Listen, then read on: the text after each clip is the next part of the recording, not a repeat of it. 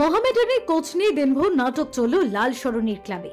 Andre চেরনিসেভ আকস্মিকভাবে মোহামেডানের coach পদ থেকে সরে দাঁড়ানোর কথা ঘোষণা করে চলে যান নিজের দেশ রাশিয়ায়।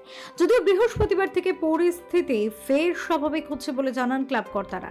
তাই ডার্বির আগে মোহামেডান কোচের এই সিদ্ধান্ত দলকে যেমন বিপাকে ফেলেছে তেমনি হতাশ করেছে ক্লাব কর্তৃপক্ষকে। অবশেষে এই প্রতিকূল পরিস্থিতি থেকে ক্লাবকে বাঁচাতে আসরে নামেন মোহামেডানের দীর্ঘদিনের ইনভেস্টর সংস্থা বাঙ্গার হিলের কর্তা দীপক কুমার সিং।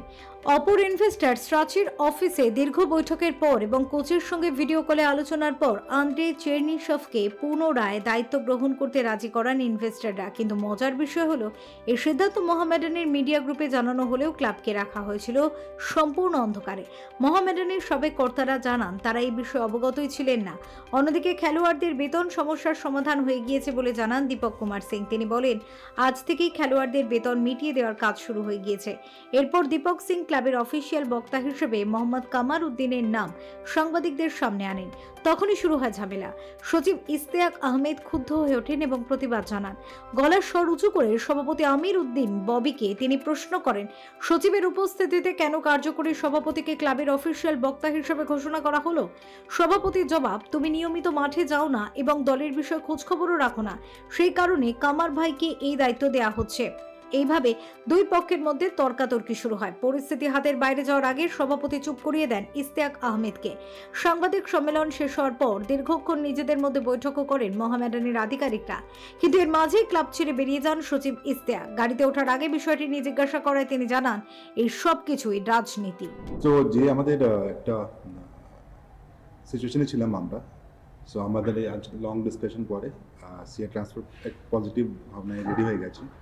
অলমোস্ট রোড ম্যাপটা কী করে হবে, কখন হবে, within 10 days the whole process যে সিএ ট্রান্সফারই কমপ্লিট হয়ে যাবে টু বাঙ্কার হিল অ্যান্ড সারাচি।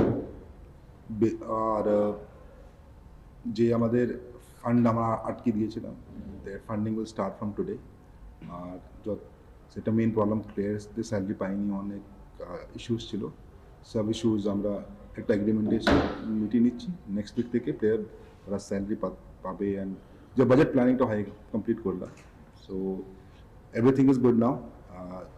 আমাদেরকে বুঝতে হবে, যখন আমরা অ্যাকমি ল 3টে অ্যাডভোকেট সিএর সঙ্গে বসে এই আলোচনাটা যখন হলো, তখন বুঝতে পারলেন সবই মিস কমিউনিকেশন কি হচ্ছে, যে ট্রাস্ট ইস্টবেঙ্গলের ট্রাস্ট, মোহনবাগানের ট্রাস্টের মধ্যে শেয়ার হোল্ড করতে পারে, কিন্তু ক্লাবের যে প্রাইভেট লিমিটেড, আমি তো পার্সোনালি আমি শেয়ারটা হোল্ড করতে রাখতে পারি না।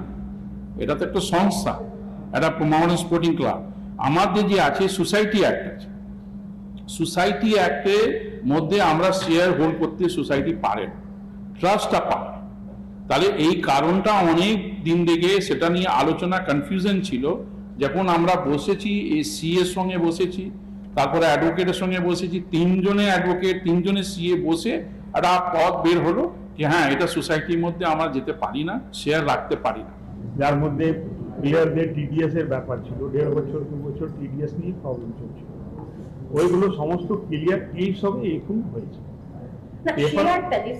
শেয়ারটা কি করে যাবে? আপনি যতক্ষণ না প্রিভিয়াস জিনিসটাকে মিটিয়ে নেবেন তখন তো শেয়ার ক্লাব দিতে পারেন। ফেরো রিপোর্ট, চ্যানেল 10।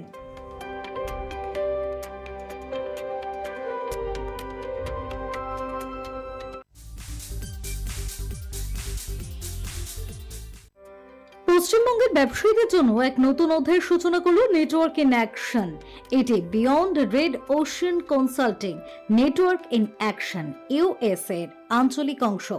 সম্প্রতি কলকাতার একটি 5 তারা ক্লাবে প্রি লঞ্চ নেটওয়ার্কিং মিট আয়োজন করেন তারা, যেখানে 400 জনেরও বেশি উদ্যোগপতি যোগ দিয়েছিলেন। এদিনের অনুষ্ঠানে